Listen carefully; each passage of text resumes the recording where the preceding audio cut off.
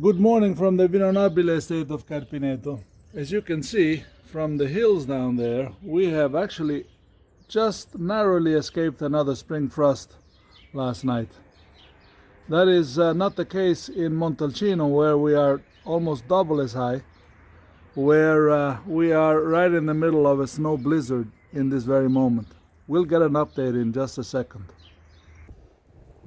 As you can see, there are high winds and there is a snow cover. Visibility is maybe 100 meters. Not a good situation. Anyways, it's so cold, not even the dog wants to go out. So we have a rhetorical question for the Hammonds. In this difficult moment, was it really necessary to add insult to injury? Anyways, it is early enough in the vegetative cycle, so we will recover from these frozen buds. We will emerge stronger than ever. In fact, here in Italy, we are already on our way.